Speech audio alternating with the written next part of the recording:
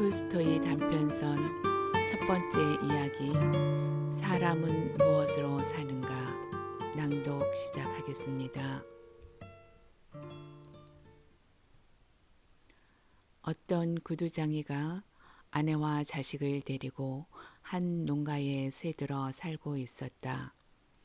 그는 집도 땅도 가지고 있지 않았으며 구두를 만들고 고쳐서 그 품삯으로 살아가고 있었다.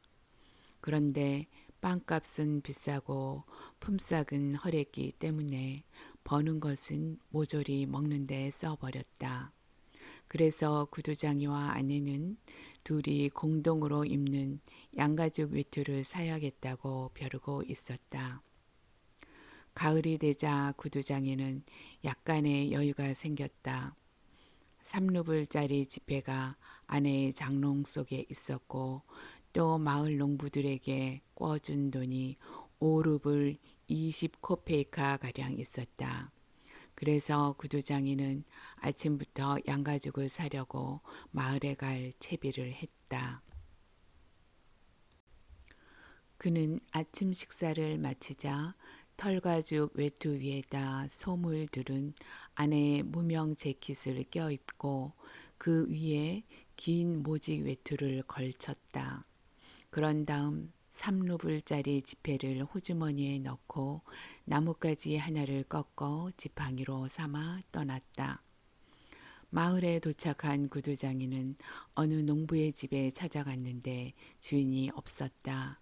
농부의 아내가 일주일 안으로 주인 편에 돈을 보내겠다고 약속했을 뿐 돈은 갚아주지 않았다.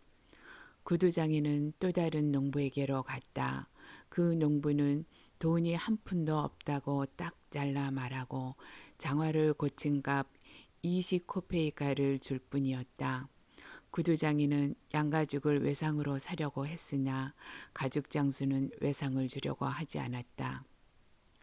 돈을 가지고 와요. 그러면 마음에 드는 걸로 줄 테니까. 외상값을 받는다는 게 얼마나 어려운지 우리들은 너무나 잘 알아요. 이렇게 구두장이는 겨우 구두를 고친 값 20코페이카를 받고 어느 농부에게서 낡은 털 장화에 가죽을 대어 꿰매는 일을 맡았을 뿐이었다. 구두장이는 속이 상해서 20코페이카를 몽땅 털어 보드카를 마셔버린 다음 양가죽도 사지 못한 채 집을 향해 걸었다.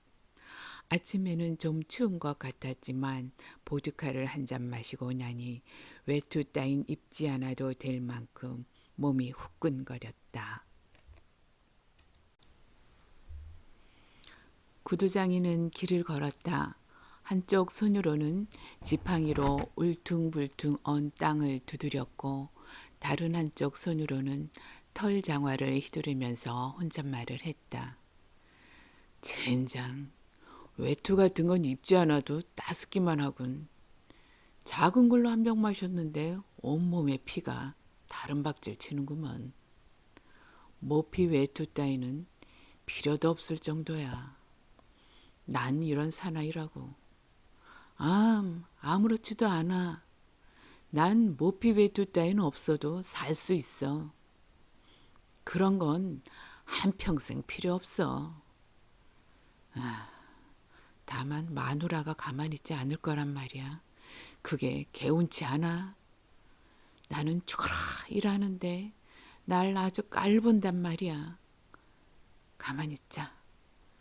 너희들이 이번에 돈을 가지고 오지 않으면 모자를 잡아 벗기고 말 테니. 네 그렇게 하고 말고. 정말 이건 도대체 어떻게 된 거야? 20코페이카씩 찔끔찔끔 주다니. 20코페이카로 대체 뭘 한단 말인가? 술이나 마실 수밖에 없자는가 말이야. 너희들은 곤란하다고 말들 하면서 나는 곤란하지 않은 줄 아냐? 너희는 집도 있고 소도 있고 말도 있지만 나는 알몸뚱이뿐이다. 너희들이 만든 빵을 먹고 있지만 나는 사서 먹는다고. 아무리 몸부림을 쳐봐야 일주일에 빵값만 3루블을 치러야 돼. 집에 돌아가면 빵도 없을 테니 또 1루블 반은 내놔야 되고. 그러니까 너희들은 내 돈을 갚아줘야만 돼.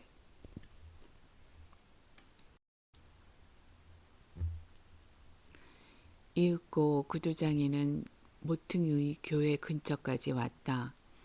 교회 뒤에 무엇인가 허연 것이 보였다. 구두장이는 유심히 살펴보았지만 이미 땅거미가 지기 시작해서 무엇인지 알아볼 수가 없었다. 여기에 돌 같은 건 없는데? 소인가? 그런데 짐승 같지도 않아. 머리는 사람 같지만 사람치곤 너무 희군. 그리고 사람이 이런 데 있을 리가 없지. 그는 좀 더 다가갔다. 물체가 똑똑히 보였다. 이게 웬일인가? 아니나 다를까 사람은 사람인데 살았는지 죽었는지 알몸으로 교회 벽에 기대 앉은 채 꼼짝도 하지 않았다. 구두장이는 무서운 생각이 들었다. 어떤 자가 이 사나이를 죽이고 옷을 벗겨 여기 버린 모양이군. 너무 바싹 다가갔다가는 나중에 무슨 변을 당할지도 모르겠는걸? 구두장이는 그냥 지나쳐 교회 모퉁이를 돌았고 사나이의 모습은 보이지 않게 되었다. 구두장이는 교회를 지나서 사나이가 있는 곳을 돌아다 보았다. 사나이는 벽에서 떨어져 움직이기 시작했다. 어쩐지 이쪽을 보고 있는 것 같았다. 구두장이는 더럭 겁이 났다. 가까이 가볼까? 그냥 지나쳐 갈까? 혹시 갔다가 무슨 봉변이라도 당하면 큰일이지. 저놈이 어떤 놈인지도 모르잖아. 어차피 좋은 일을 하고서 이런 데 왔을 일은 없고 가까이 가면 무섭게 덤벼들어 날 목졸라 죽일지도 몰라. 그렇게 되면 꼼짝없이 죽는 거야. 설령 목졸라 죽이지는 않더라도 시끄러운 일이 벌어질 게 뻔해. 세모는 그에게 다가가 자세히 살펴보았다. 아직 젊은 사나이여서 힘도 있을 듯하고 몸에 얻어맞은 흔적도 없었다. 몸이 꽁꽁 얼어 말을 듣지 않는 모양이었다. 벽에 기대 앉은 채 세몬 쪽을 보려고도 하지 않았다. 쇠약해질 대로 쇠약해져 눈을 뜰 수도 없는 것 같았다. 세몬이 다가가자 사나이는 그제야 제정신이 든 듯 고개를 돌리더니 눈을 뜨고 세몬을 바라보았다. 세몬은 사나이의 그 시선이 마음에 들었다. 그래서 털 장화를 땅바닥에 내동댕이 치고 허리띠를 끌러 그 허리띠를 털 장화 위에 놓은 다음 외투를 벗었다. 이러고 있을 때가 아니야. 자, 이걸 입어요. 자. 세몬은 사나이를 부축하여 일으켰다. 사나이는 일어서서 세몬을 바라보았다. 자세히 보니 깨끗한 몸에 손도 발도 거칠지 않았고 귀여운 얼굴을 하고 있었다. 세몬은 그 어깨에 외투를 걸쳐주려 했으나 팔이 소매 속으로 잘 들어가지 않았다. 세몬은 두 팔을 끼워주고 옷자락을 잡아당겨 앞을 여며준 다음 허리띠를 메어주었다. 세몬은 헌 모자도 벗어 벌거숭이 사나이에게 씌워주려고 했으나 나는 민머리지만 이자는 고수머리가 더부룩하게 자라있어. 이렇게 생각하고 모자를 도로 썼다. 그보다도 이 젊은이에게 신을 신겨줘야지. 구두장이는 사나이를 앉히고 털 장화를 신겼다. 이제 됐다. 자, 이번엔 좀 움직여서 온몸을 녹여야지. 뒷일은 내가 걱정하지 않더라도 다 잘 될 거야. 자네 걸을 수 있나? 사나이는 멀거니 서서 감격한 듯한 표정으로 세몬의 얼굴을 바라보았으나 말은 전혀 하지 않았다. 왜 아무 말도 하지 않는 거야? 이런 데서 겨울을 날 셈인가? 집으로 돌아가야지. 자, 여기 내 지팡이가 있으니까 몸이 말을 듣지 않거든 이걸 짚어요. 자, 자, 걸어요, 걸어. 그러자 사나이는 걷기 시작했다. 그는 조금도 뒤처지지 않고 잘 걸었다. 두 사람이 길을 걷기 시작했을 때 세몬이 물었다. 자네 대체 어디서 왔나? 나는 이 고장 사람이 아닙니다. 이 고장 사람이라면 내가 다 알지. 그래, 왜 이런 데까지 오게 됐나? 교회 근처까지 말이야. 그건 말씀드릴 수 없습니다. 틀림없이 나쁜 놈들이 이런 짓을 했겠지? 아무도 나를 혼내지 않았습니다.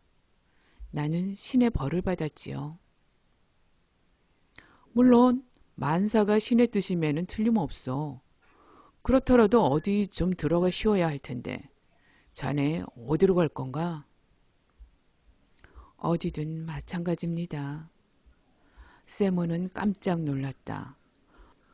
불안당 같지도 않고 말씨도 공손한데 신상에 대한 이야기를 하려 하지 않았기 때문이었다.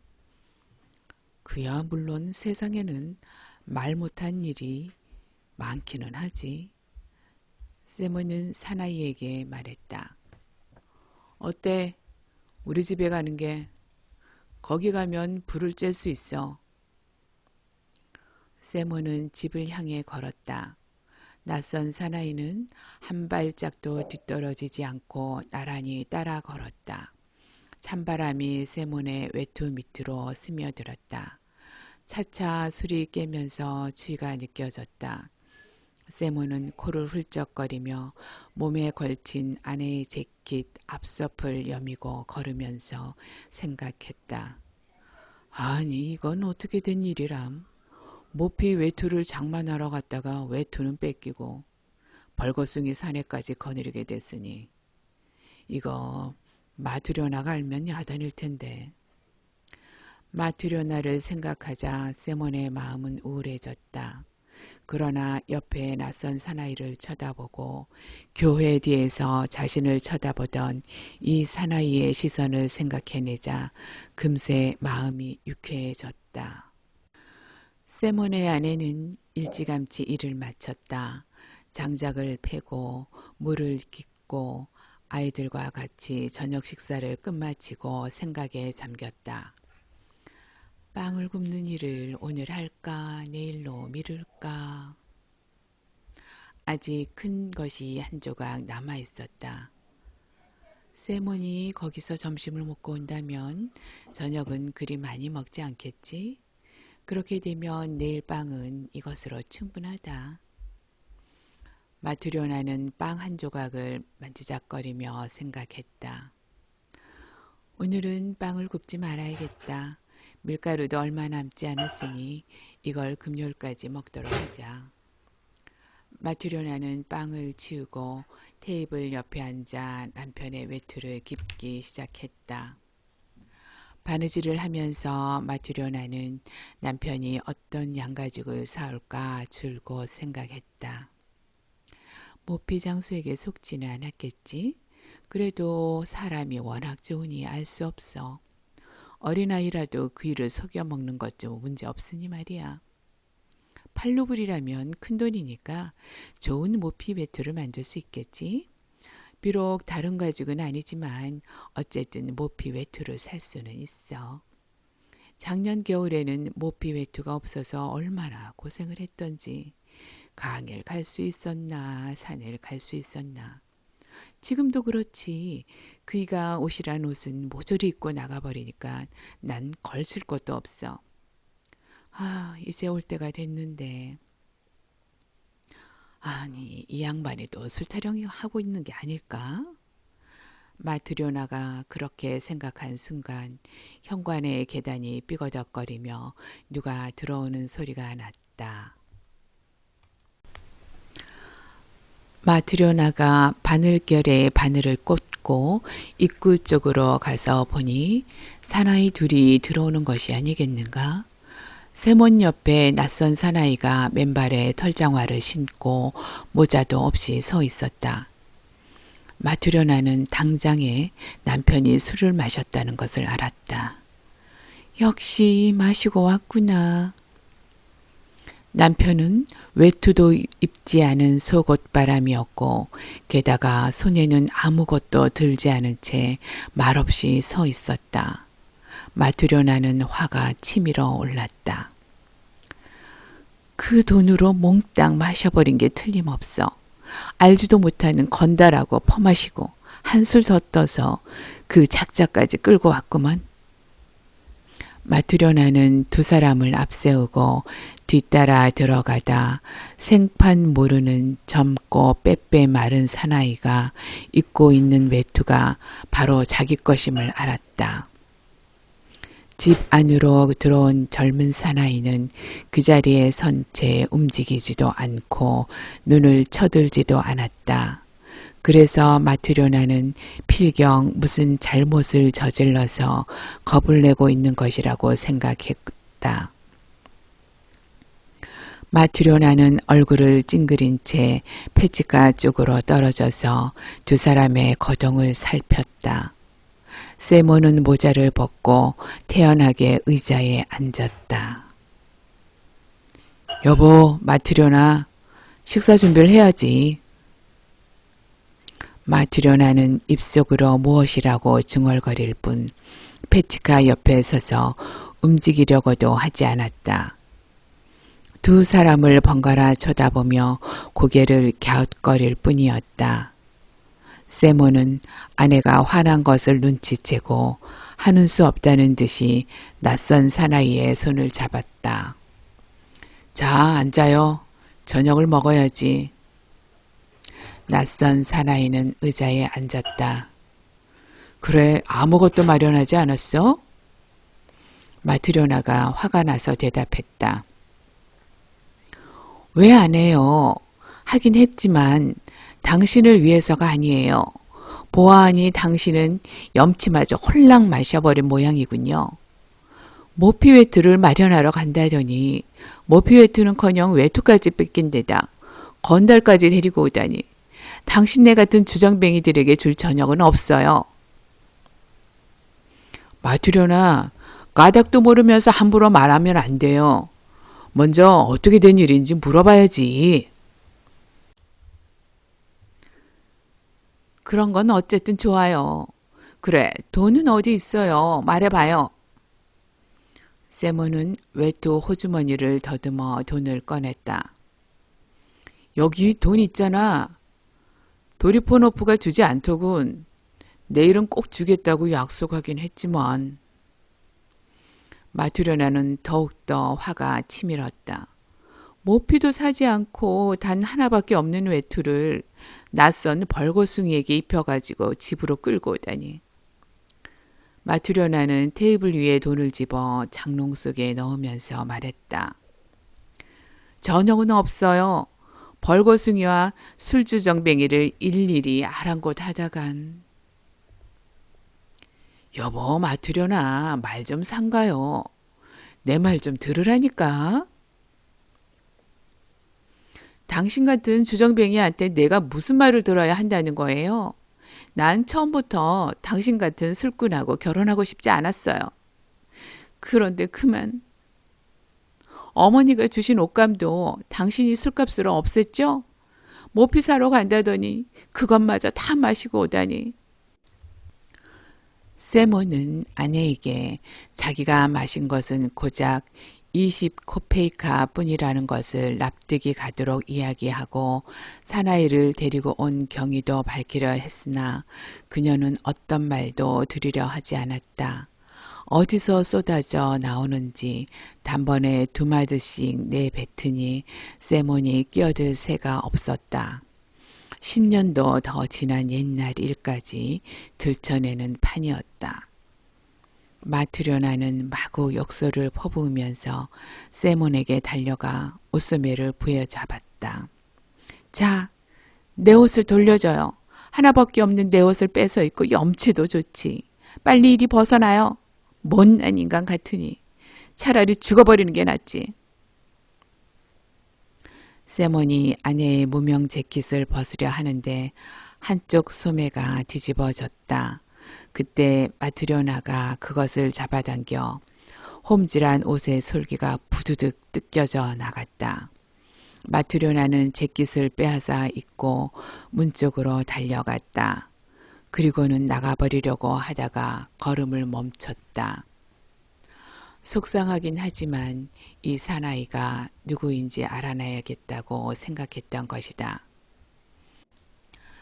마트료나는 발길을 멈추고 말했다. 온전한 사람이라면 벌거숭이로 있을 리가 없어요.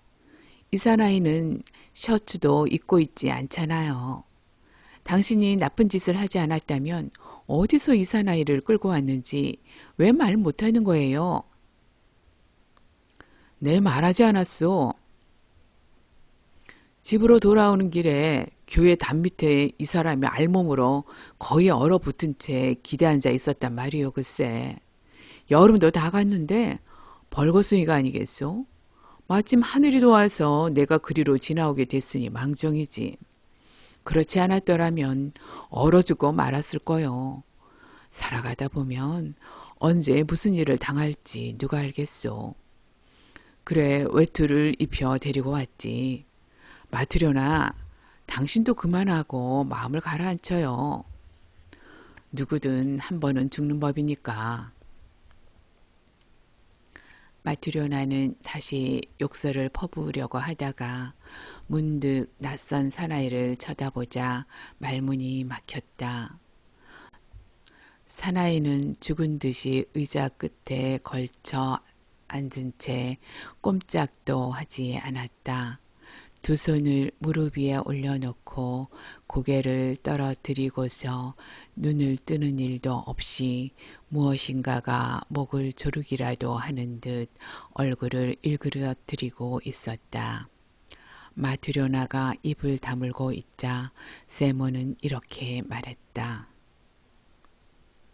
마트료나, 당신에겐 하느님도 없소? 이 말을 듣고 마트료나는 다시 한번 낯선 사나이를 쳐다보았다. 차츰 마트료나의 기분이 가라앉았다. 그녀는 문 앞에서 발길을 돌려 난로 한쪽 구석으로 가서 저녁 준비를 하기 시작했다. 컵을 탁자 위에 놓고 크바스를 따르고 남은 빵을 잘라 내놓았다. 그리고 나이프와 스푼을 놓으면서 말했다. 식사하세요. 세모는 낯선 사나이를 식탁으로 데리고 갔다. 앉아요, 젊은이. 세모는 빵을 잘게 자른 다음 둘이서 먹기 시작했다. 마트료나는 테이블 한쪽 끝에 앉아서 턱을 괜 채 낯선 젊은이를 바라보았다. 갑자기 가엾어 보이면서 돌봐주고 싶은 생각이 들었다. 그러자 낯선 사나이는 기쁜 표정이 되더니 찡그렸던 눈썹을 폈다. 마트료나는 테이블을 치우고 낯선 사나이에게 물었다. 도대체 당신은 어디 사는 사람이죠? 나는 이 고장 사람이 아닙니다.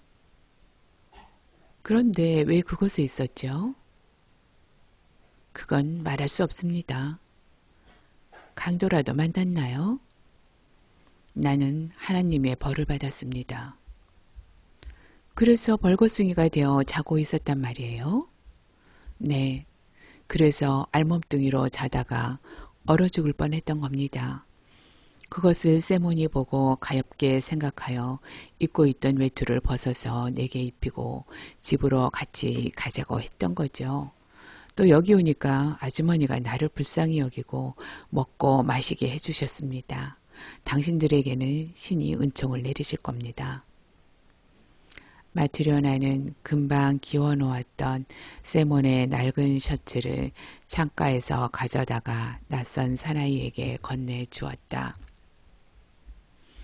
그리고 석바지도 찾아내서 주었다. 셔츠도 없다니. 자, 이걸 입고 어디든 마음에 드는 자리에 누워서 자요. 침대 위나 페치카 옆에서나. 낯선 사나이는 외투를 벗고 셔츠를 입은 다음 침대 위에 몸을 뉘었다. 마트료나는 등불을 들고 외투를 집어 남편 옆으로 갔다. 마트료나는 외투 자락을 덮고 누웠으나 통 잠이 오지 않았다. 낯선 사나이의 일이 머릿속에서 떠나지 않는 것이었다.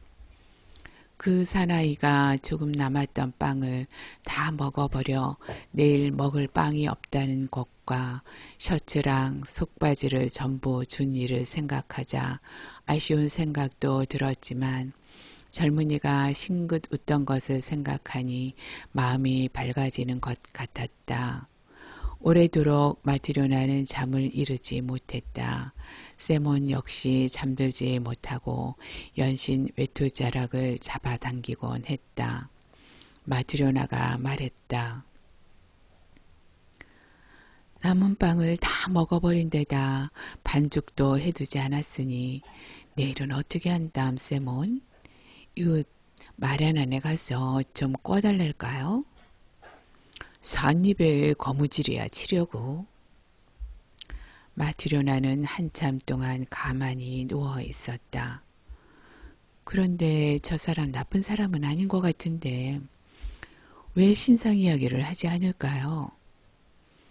아마 말 못할 사정이 있겠지. 세몬? 응? 우리는 남을 도와주는데 왜 아무도 우리를 도와주지 않는지 몰라요. 아무렴은 어때? 세몬은 뭐라고 대답해야 좋을지 몰라 휙 돌아누워 그냥 잠들고 말았다. 이튿날 아침 세몬은 잠에서 깨었다.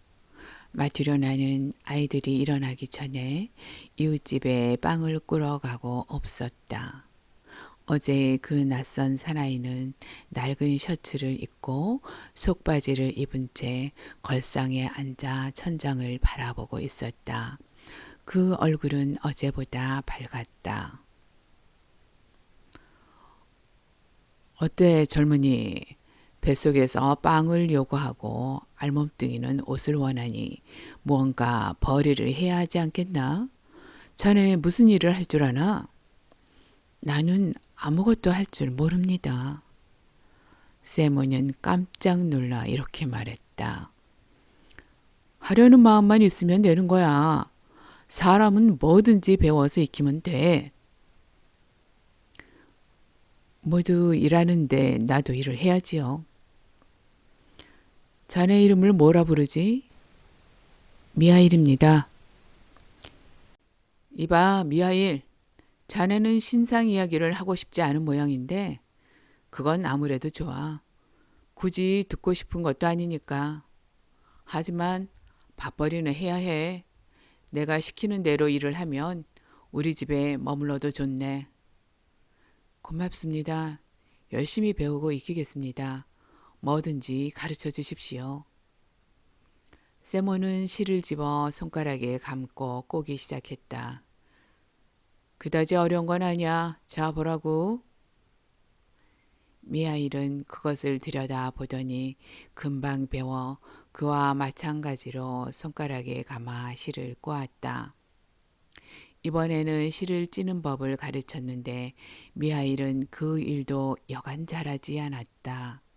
세몬이 돼지털을 바늘에 깨어 꿰미는 일을 해 보이자 그것도 미하일은 금방 배웠다. 미하일은 세몬이 어떤 일을 가르쳐도 금방 배웠다. 사흘 후에는 일을 시작하게 되었는데 마치 이제까지 구두를 꿰매온 것 같은 솜씨였다. 미하일은 허리를 펼 사이도 없이 부지런히 일만 하고 식사는 조금밖에 하지 않았다. 한가할 때는 잠자코 천장만 쳐다보았다. 밖으로 나가지도 않았고 싱긋 웃는 것은 처음 왔던 날 마트료나가 저녁 준비를 했을 때뿐이었다. 하루하루가 지나 일주일이 지나고 1년이라는 세월이 흘렀다. 미하일은 여전히 세몬의 집에 살면서 일했는데 세몬의 보조공으로 소문이 자자했다. 세몬의 보조공 미하일만큼 모양 좋고 튼튼한 구두를 짓는 사람은 없다고 하여 이웃 마을에서까지 주문이 밀려들어 세몬의 수입은 점점 늘어갔다. 어느 겨울날의 일이었다. 세몬이 미하일과 마주 앉아서 일을 하고 있는데 방울을 잔뜩 단 마차 소리가 요란하게 들렸다. 창문으로 내다보니 그 마차는 바로 가게 앞에 섰다. 그리고 젊은 사람이 마부석에서 뛰어내려 마차 문을 열어주자 마차 안에서 모피 외투를 입은 신사가 나왔다. 그는 세몬의 집으로 올라왔다. 마트료나는 뛰어나가 문을 활짝 열었다. 몸을 굽히고 안으로 들어온 신사가 허리를 쭉 폈는데 머리는 거의 천장에 닿을 지경이었고 온 방안은 신사의 몸으로 꽉 들어차다시피 했다. 세몬은 일어서서 인사했는데 신사의 큰 몸집을 보고 벌린 입을 다물지 못했다. 지금까지 이렇게 큰 사람은 본 일이 없었기 때문이다. 세몬도 살집이 없는 편이고 미하일도 깡 마른 편이며 마트료나조차도 마치 마른 잎사귀처럼 살이 없는데 이 신사는 다른 나라에서 왔는지 얼굴은 불그스름하니 윤이 나고 목은 황소처럼 굵어서 마치 몸뚱이 전체가 무쇠로 된 것 같았다. 신사는 훅 숨을 크게 내쉬더니 모피 외투를 벗으며 의자에 앉아 말했다. 이 구두가게 주인은 누군가? 세몬이 나서며 말했다. 제가 주인님 됩시오, 나리. 그러자 신사는 자기가 데리고 온 젊은이에게 큰 소리로 명령했다. 베지카, 그걸 이리 가져와. 젊은이가 달려가더니 무슨 꾸러미를 가지고 왔다. 신사는 꾸러미를 받아 테이블 위에 놓더니 끌러라 하고 그 젊은이에게 명령했다. 주인, 이 가죽이 무슨 가죽인지 알고 있나? 세몬은 가죽을 만져보고 나서 대답했다. 꽤 좋은 가죽입니다. 그야 물론 틀림없이 좋은 가죽이지 바보 같으니라고. 자네는 이제까지 이런 가죽을 구경조차 못했을 거야. 독일산이거든. 20루블이나 줬다고. 세몬은 겁먹은 듯 말했다. 저 같은 사람이 어찌 구경이나 했겠습니까? 그야 당연하지. 어디 이 가죽으로 내 발에 꼭 맞는 장화를 지을 수 있겠나? 지을 수 있고 말굽쇼 나리. 신사는 느닷없이 소리 질렀다. 지을 수 있고 말굽쇼라고? 너는 누구의 장화를 짓는지, 무슨 가죽으로 짓는지를 명심해야 돼.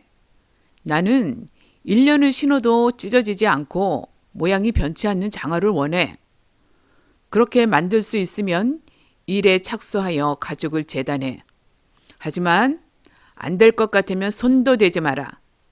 미리 말해두겠는데 만약 장화가 1년도 채 되지 않아 찢어지거나 모양이 변한다면 내 놈을 감옥에 넣어버릴 테다.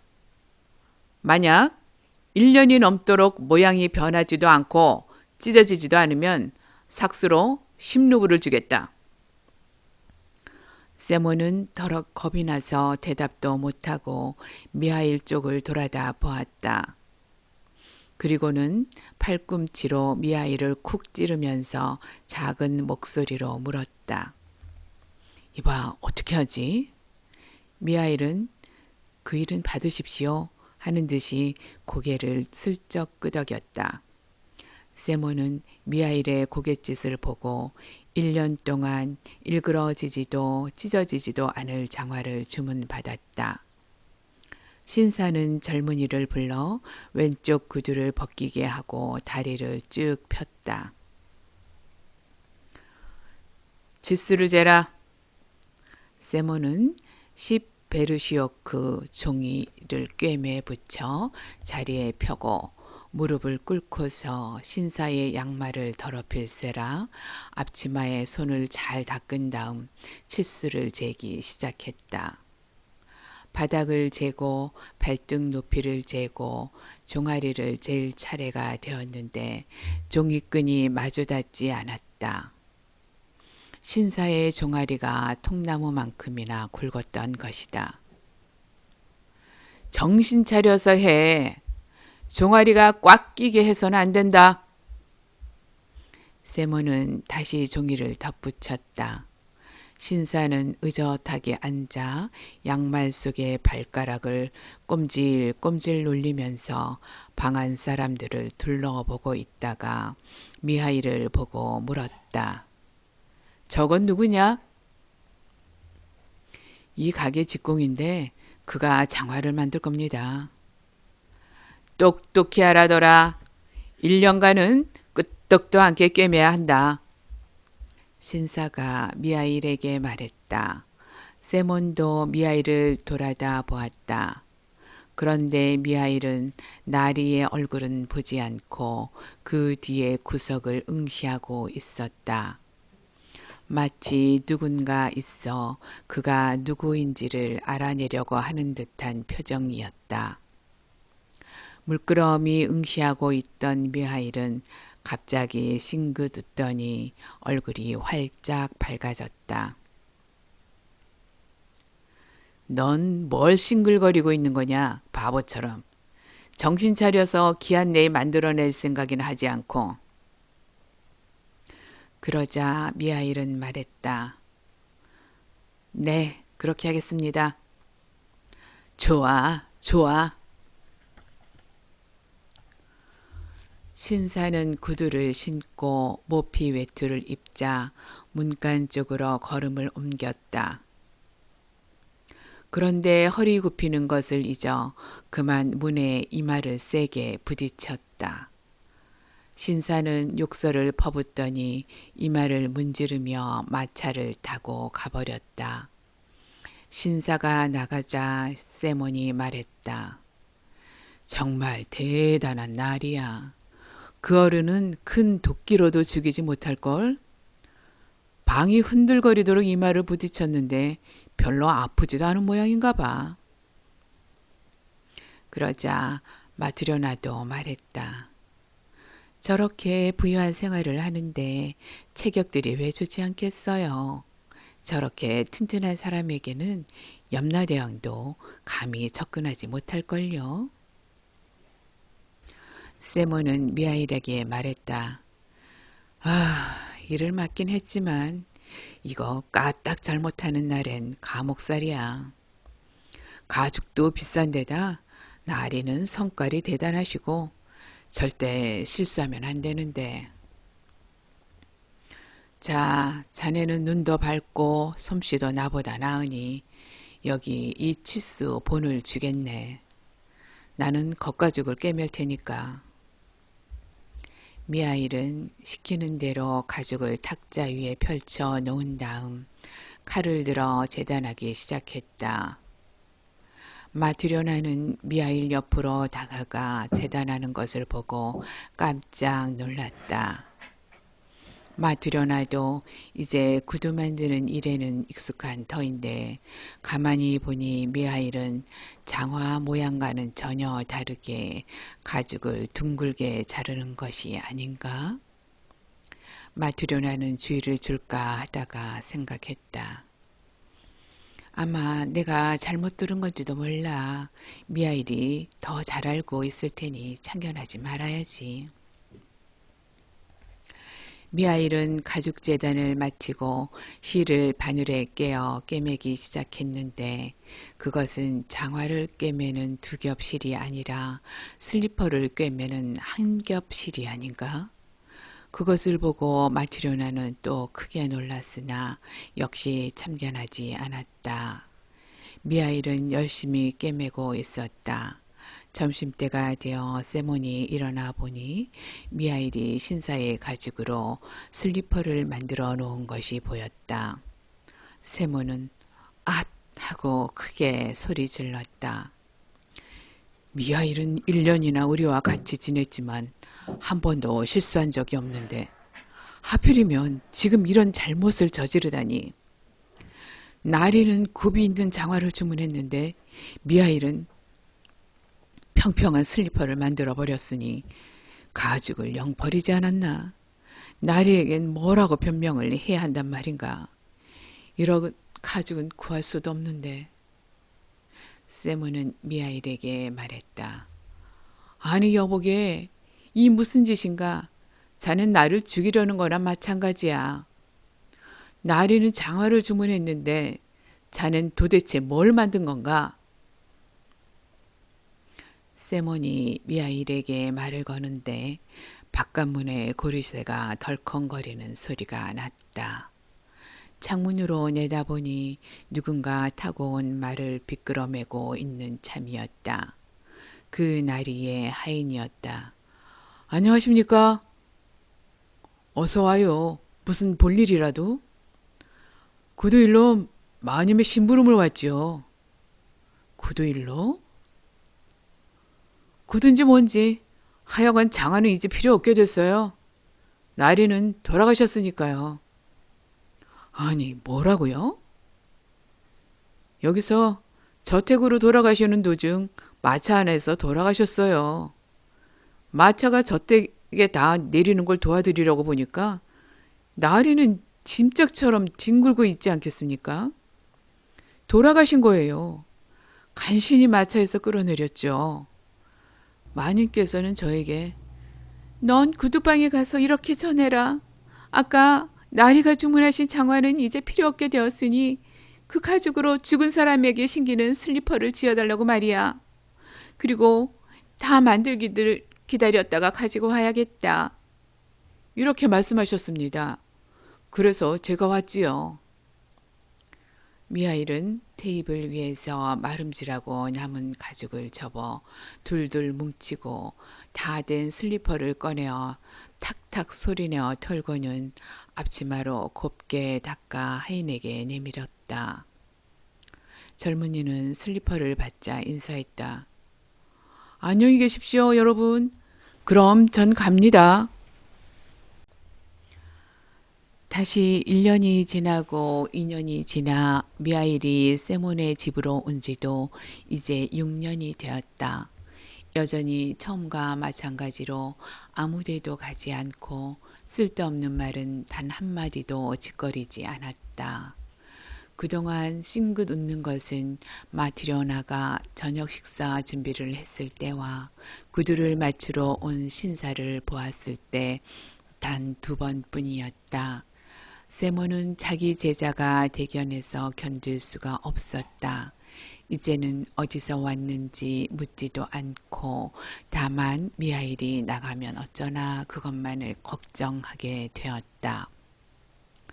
하루는 온 식구가 함께 모여 앉아 있었다.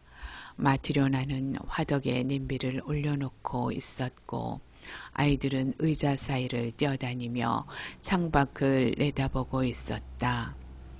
세몬은 창가에서 구두를 꿰매고 있었고 미하일은 다른 창가에서 구두 뒤꿈치를 붙이고 있었다.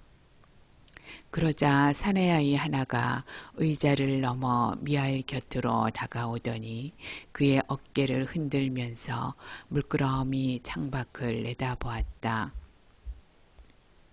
미하일 아저씨, 저것 좀 봐요. 모르는 아주머니가 계집애 둘을 데리고 우리 집으로 오는 것 같아. 계집아이 하나는 절름발인데? 사내 아이의 말이 떨어지자마자 미하일은 하던 일을 멈추고 고개를 돌려 창밖을 내다보았다. 세몬은 놀랐다. 이제까지 미하일이 밖을 본 적이라고는 한 번도 없었는데 지금은 창에 얼굴을 붙이고 무엇인가에 눈길을 쏟고 있었기 때문이다. 그래서 세몬도 일을 멈추고 창밖을 내다보니 정말 깨끗한 옷차림을 한 부인이 자기 집 쪽을 향해 오고 있었다. 부인은 모피 외투를 입고 긴 목도리를 두른 두 계집아이의 손을 잡고 있었다. 계집아이들은 얼굴이 서로 다 닮아 누가 누군지 모를 지경이었다. 다만 한 아이는 다리를 가볍게 절룩거리며 걷고 있었다. 여인은 현관 계단을 올라와 문을 열더니 먼저 두 계집아이를 안으로 들여보낸 다음 자기도 안으로 들어왔다. 안녕하십니까? 어서 오십시오. 무슨 볼일이신지? 여인은 테이블 곁에 앉았다. 두 계집아이는 그 여인의 무릎에 안기듯이 기댔는데 낯설어하는 모양이었다. 이 아이들이 봄에 신을 가죽 구두를 맞출까 해서요. 아, 그렇습니까? 우리는 그런 작은 구두를 지어본 적은 없지만 할 수 있습니다. 가장자리에 장식이 달린 걸로 할까요? 안에 천을 대서 접는 것으로 할까요? 우리 미하일의 솜씨가 여간 좋지 않습니다. 세몬이 미하일을 돌아다 보니 미하일은 우두커니 앉아 두 계집 아이에게서 눈을 떼지 않고 있었다. 세몬은 그런 그의 모습을 보고 깜짝 놀랐다. 하긴 두 아이가 모두 귀여운 얼굴이었다. 눈이 까맣고 뺨이 통통하고 발그레하며 입고 있는 모피 외투도 목에 두른 목도리도 질이 좋은 것이긴 했다.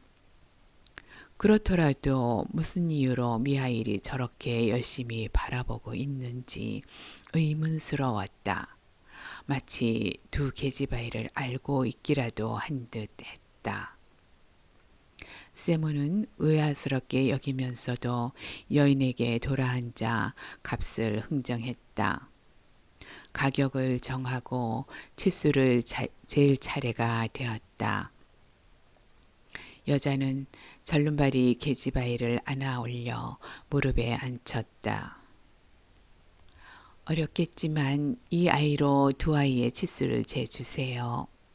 불편한 발 쪽은 한 짝만 하고 이쪽 발에 맞춰서 세 짝을 지어주세요. 세몬은 발 치수를 재고 절름발이 아이 쪽을 가리키며 말했다. 이 귀여운 아이는 어쩌다가 이렇게 됐습니까? 날 때부터 그런가요? 부인이 대답했다. 아니에요. 그의 엄마가 그랬어요. 그때 마트려 나가 말참견을 하고 나섰다.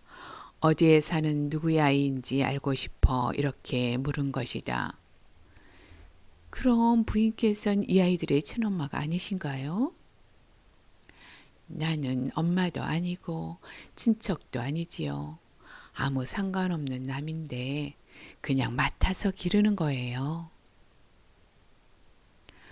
자기가 낳은 아이가 아니더라도 키우면 자연 정이 들기에 마련 아닌가요? 그야 물론 정이 들고 말고요. 나는 두 아이를 다 내 젖으로 키웠어요. 내 아이도 있었지만 하느님께서 데려가셨어요. 그 아이는 그다지 불쌍한 마음이 들지 않았는데 이 애들은 정말 애처로워서. 그런데 대관절 누구의 애들인가요? 여인은 다음과 같은 이야기를 했다. 벌써 6년 전의 일입니다. 이 두 아이는 일주일도 못 되어 천혜의 고아가 돼버렸던 거예요. 아버지는 두 아이가 태어나기 사흘 전에 죽고 어머니는 아기를 낳고 하루도 못 살았으니까요. 전 그 당시 제 남편과 농사를 지으며 살았는데 이 아이의 부모와는 이웃간이었지요. 우린 늘 뒷문으로 왕래했지요. 이 애들의 아버지는 거들어주는 사람도 없이 혼자 숲에서 일하고 있었는데 어느 날 큰 나무가 쓰러지면서 그 나무에 허리를 세게 맞아 쓰러지지 않았겠어요? 집에까지 간신히 옮겨다 놓았지만 곧 저 세상으로 가버렸지요.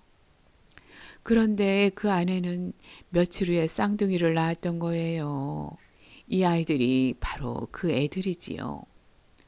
가난한 데다가 일가 친척도 없고 이를 봐줄 만한 늙은이나 아주머니 하나 없이 그야말로 외톨이여서 혼자 해산을 하고 죽어간 거죠. 내가 그 이튿날 아침에 궁금해서 뒷문으로 그 집에 들어가 봤더니 가엾게도 벌써 숨이 끊어져 있었지요. 게다가 숨이 넘어가는 순간 바로 이 아이에게 쓰러져 버렸기 때문에 몸에 무게를 눌려 다리를 못 쓰게 되었던 거예요. 마을 사람들이 모여 시체를 목욕시키고 수의를 입히고 관을 짜고 해서 장례식을 마쳤지요. 모두들 친절한 사람들이거든요. 그런데 갓난아이 둘만 남았으니 정말로 큰일이지 뭡니까? 거기 모인 여자 중에 젖먹이가 있는 사람은 나뿐이었어요. 나는 그때 낳은 지 겨우 8주밖에 안 되는 첫 아들에게 젖을 주고 있었죠. 그래서 내가 임시로 두 계집아이를 맡기려 했죠. 마을 사람들이 모여 이야기들을 어떻게 해야 할지 여러 가지로 의논은 끝에 이렇게 말했습니다. 마리 아줌마가 이야기들을 한동안 맡아주지 않겠어요? 조금만 돌봐주면 우리가 곧 다른 방법을 찾을 테니까요. 저는 다리가 온전한 애에게만 젖을 물렸습니다. 이쪽 절름발이 애에게는 줄 생각도 안 했죠. 도저히 살지 못하리라고 생각했기 때문이었어요. 그러다가 어느 날 갑자기 그 애가 측은한 생각이 들었지요. 그 뒤부터는 똑같이 젖을 물려주기 시작했어요. 그래서 내 아이와 두 계집아이, 말하자면 세 아이에게 동시에 젖을 먹였던 것입니다. 그나마 다행히도 내 나이가 젊어 기운도 좋았으니까 그럴 수가 있었죠. 두 아이에게 젖을 물리고 있으면 다음 애가 기다리고 있어서 하나가 젖꼭지를 놓는 대로 기다리는 애에게 젖을 주고 그랬었지요. 그런데 하느님의 뜻으로 이 두 아이는 잘 키워갔지만 내가 낳은 애는 2년이 되던 해에 죽어버리고 그 뒤로 나는 아이를 낳지 못했죠. 한편 살림살이는 차차 나아져서 지금은 이 마을에서 어떤 상인의 방앗간을 맡아보고 있답니다. 급료도 넉넉해서 유복한 살림을 꾸려가기는 합니다만 좀처럼 아이가 생기지 않는군요. 그러니 이 두 아이들을 귀여워하는 것은 당연하지요. 이 두 아이들은 내게 있어서 촛불과도 같아요. 여인이 한쪽 손으로 절름발이 계집아이를 끌어당기며 다른 한쪽 손으로 뺨에 흐르는 눈물을 닦았다. 마트려나도 길게 한숨 지으며 말하였다. 부모 없이는 살아갈 수 있지만 하느님 없이는 살아가지 못한다고 흔히들 말하는데 정말로 그런 것 같군요. 세 사람은 이런 말들을 주거니 받거니 하고 있었는데 갑자기 미하일이 앉아있는 쪽 구석에서 섬광이 비쳐와 온 방안이 환하게 밝아졌다. 모두가 놀라 그쪽을 돌아다 보니 미하일은 두 손을 무릎 위에 얹고 위를 쳐다보면서 싱긋 웃고 있었다. 여인이 두 계집아이를 데리고 나가자 미하일은 의자에서 일어나 일감을 테이블 위에 올려놓고 앞치마를 벗으며 주인 내외에게 허리를 굽혀 인사했다.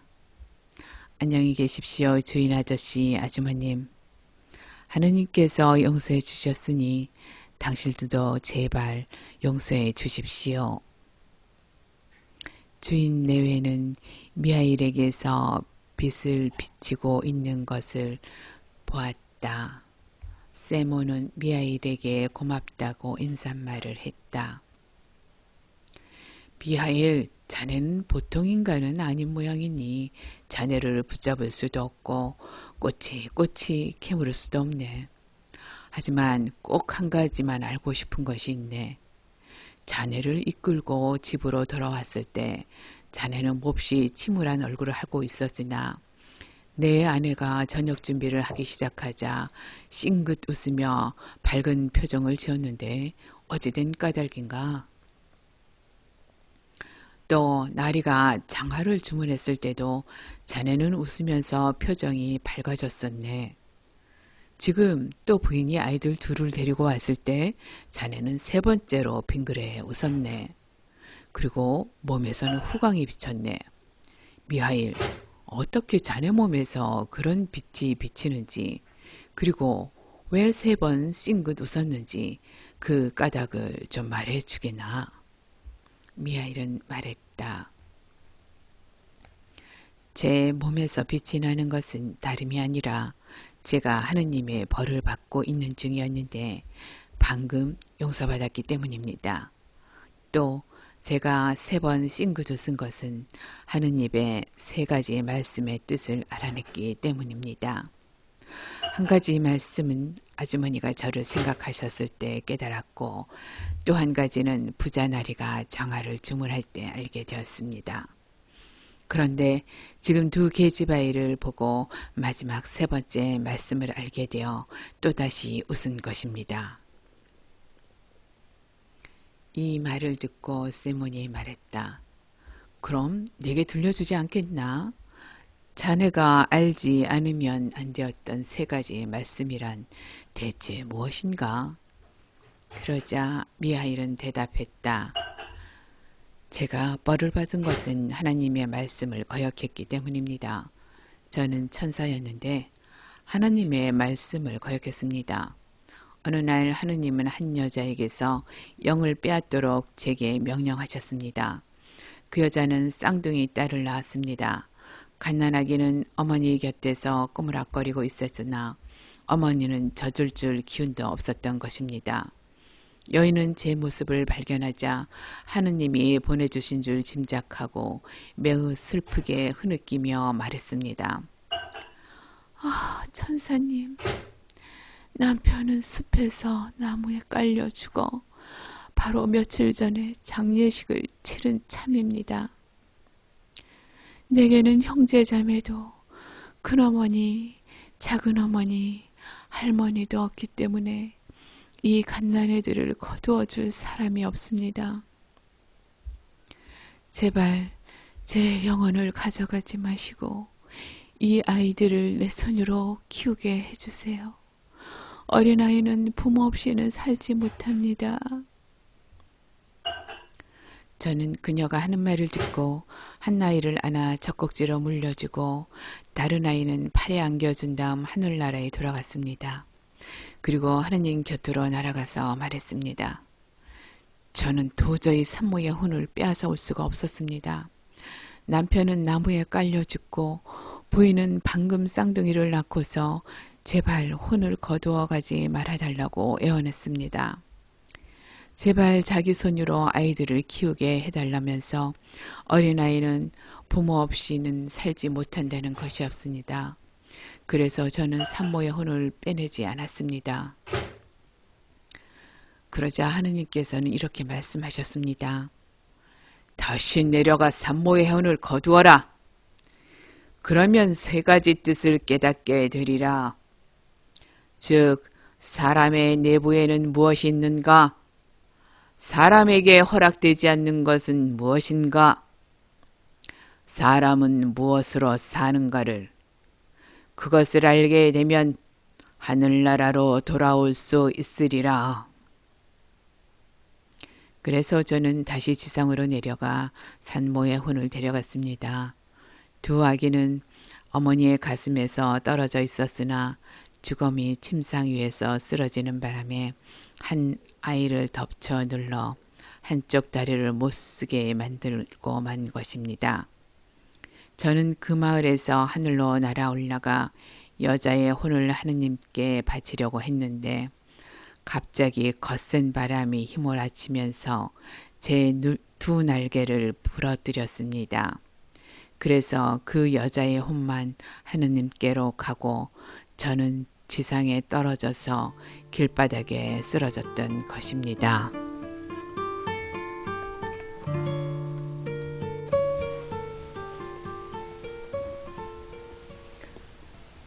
그때 세몬과 마트로나는 자기들이 먹이고 입혔던 사람이 누구인지, 자기들과 같이 살면서 일해온 사람이 누구인지를 알고 두려움과 기쁨으로 눈물을 흘렸다. 그러자 천사는 말했다. 저는 홀로 알몸인 채 들판에 버려졌습니다. 저는 인간의 부자유라는 것도 추위도 배고픔도 모르고 있었는데 그런데 제가 갑자기 인간이 돼버린 것입니다. 배고픔도 극한에 달했고 몸도 얼어붙어 어떻게 해야 좋을지 몰랐습니다. 그때 들 한가운데 하느님을 모시는 교회가 눈에 띄어 몸을 의지하려고 그곳으로 갔으나 문이 잠겨 있어 안으로 들어갈 수가 없었습니다.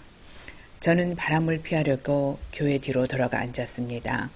이윽고 날이 저물자 배고픔은 더욱 심해지고 몸은 얼대로 얼어 거의 죽기 직전이었습니다. 그때 어떤 사람이 장화를 들고 걸어오면서 혼잣말을 하는 소리가 들려왔습니다. 저는 인간이 되어서 맨 처음 언젠가는 죽을 인간의 얼굴을 보았습니다. 저는 그 얼굴이 무서워 돌아 앉았습니다. 그런데 자세히 들으니 그 사나이는 이 추운 겨울에 몸을 감쌀 옷을 어떻게 마련해야 할 것인가 고민하고 있었습니다. 거기서 나는 생각했습니다. 나는 추위와 배고픔에 거의 죽어가고 있다. 마침 저기 사람이 오고 있지만 그는 자기들 내외의 모피 외투를 어떻게 마련하나, 어떻게 살아가야 하나 그것만을 생각하고 있다. 그러니까 이 사나이에게는 나를 도와줄 만한 힘이 없다. 그는 저를 발견하자 얼굴을 찡그리고 먼저보다 더 무서운 몰골이 되어 터덜터덜 제 곁을 지나갔습니다. 그나마 한 줄기 희망마저도 사라져버린 느낌이었는데 이때 갑자기 사나이가 되돌아오는 발소리가 들렸습니다. 다시 그 얼굴을 쳐다보았을 때는 방금 지나간 사나이가 아니구나 생각했을 정도였습니다. 좀 전의 죽음의 기운이 서려 있었던 그 얼굴에는 생기가 돌고 신의 그림자가 어리어 있었습니다. 사나이는 제 곁으로 다가와 옷을 입혀주고 저를 데리고 집으로 갔습니다. 집에 이르니 한 여자가 나와서 말을 늘어놓기 시작했는데 그 여자는 사나이보다 더 무서웠습니다. 그 입에서는 죽음의 입김이 뿜어나와 저는 그 도끼 때문에 숨을 제대로 쉴 수가 없었습니다. 여자는 저를 추운 밖으로 몰아내려고 했습니다. 만약 그대로 나를 내쫓았더라면 여자는 죽고 말았을 것입니다. 그것을 저는 잘 알고 있었으니까요. 그러나 그때 남편이 갑자기 하느님 얘기를 꺼내자 여자는 금방 태도가 누그러졌습니다. 여자가 저녁밥을 권하면서 제 얼굴을 흘끗 쳐다보았을 때 그 얼굴에는 죽음의 그림자가 이미 자취도 없이 사라지고 생기가 넘쳐 있었습니다. 저는 거기서 신의 얼굴을 발견한 것입니다. 그때 저는 인간 안에는 무엇이 있는지 그것을 알게 되리라 라고 하신 하느님의 첫 번째 말씀을 생각해냈습니다. 나는 인간 안에 있는 것은 바로 사랑이라는 것을 깨달았습니다. 하느님께서는 약속하신 일을 이렇게 내게 계시해 주시는구나 하고 생각하니 저는 그만 너무 기뻐서 싱긋 웃고 말았습니다. 그러나 아직도 그 전부를 알 수는 없었습니다. 인간에게 무엇이 허락되어 있지 않은가, 사람은 무엇으로 사는가라는 것을 몰랐던 것입니다. 당신들과 같이 살면서 1년이 지났습니다. 그러던 어느 날 한 사나이가 찾아와서 1년 동안 닳지도 찢어지지도 일그러지지도 않을 장화를 만들어 달라고 했습니다. 제가 문득 그 사나이를 쳐다보니 뜻밖에도 그 사나이의 등 뒤에 나의 동료였던 죽음의 천사가 서 있는 것을 발견했습니다. 저 이외에는 아무도 그 천사를 보지 못했고 저는 알고 있었죠. 날이 저물기도 전에 그의 영혼은 그에게서 떠나버린다는 것을 알았습니다. 저는 생각했습니다. 사나이는 1년을 신어도 끄덕없는 구두를 만들라고 하지만 자기가 오늘 저녁 안으로 죽는다는 것을 모른다. 그래서 인간에게 허락되지 않은 것은 무엇인가 라는 하느님의 두 번째 말씀을 생각해냈습니다. 인간 안에는 무엇이 있는가는 이미 알아냈습니다. 그런데 이번에는 인간에게 주어지지 않는 것이 무엇인지를 알아냈습니다. 그것은 자기 몸에 무엇이 필요한가 하는 지식입니다. 그래서 저는 두 번째로 싱긋 웃었습니다. 친구였던 천사를 만난 일도 기뻤으며 하느님께서 두 번째 말씀을 계시해 주는 것도 기뻤습니다. 그렇지만 아직 전부는 깨닫지 못했습니다. 저는 언제까지나 여기 있으면서 하느님께서 최후의 말씀을 계시해 주실 때를 기다렸습니다. 6년째 되는 오늘 엄마가 없어도 두 쌍둥이는 잘 자라고 있다는 것을 알았습니다. 저는 생각했습니다.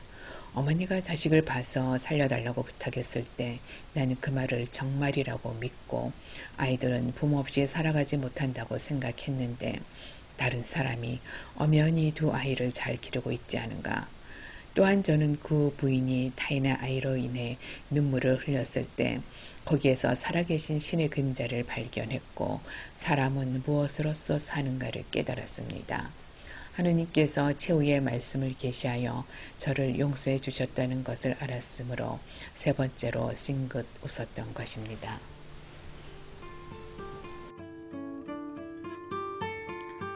그러자 천사가 나타났는데 온몸이 빛으로 둘러싸여서 눈을 똑바로 뜨고 볼 수조차 없었다. 그 천사는 커다란 목소리로 이야기하기 시작했다.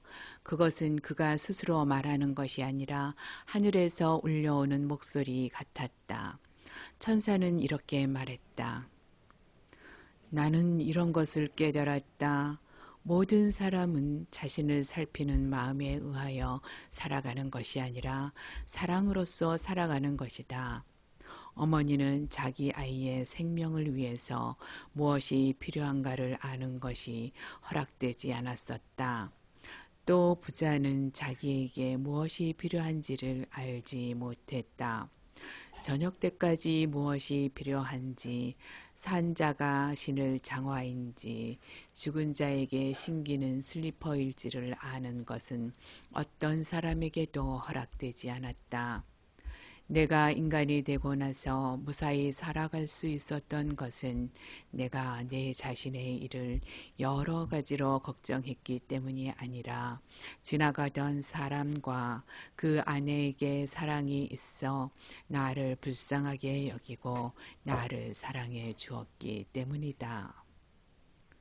고아가 잘 자라고 있는 것은 모두가 두 아이의 생계를 걱정해 주었기 때문이 아니라 타인인 한 여인에게 사랑의 마음이 있어 그 애들을 가엾게 생각하고 사랑해 주었기 때문이다.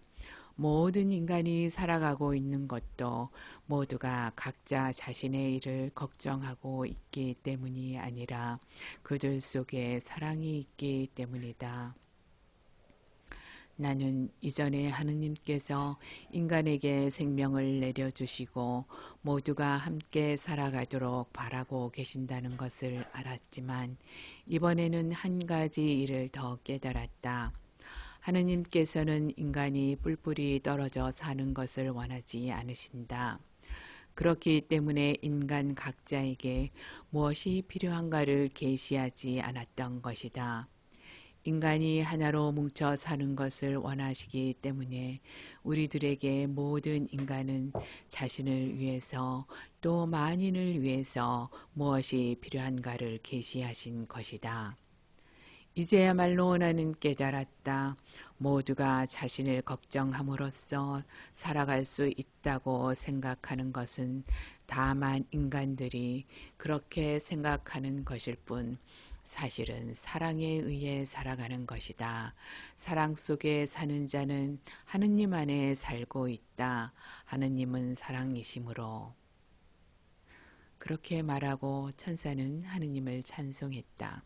그러자 그 목소리로 인하여 집이 울리는 것 같았다. 그리고 천장이 두 갈래로 쫙 갈라지면서 땅에서 하늘까지 불기둥이 뻗쳤다. 세몬 내외도 아이들도 모두 땅바닥에 엎드렸다.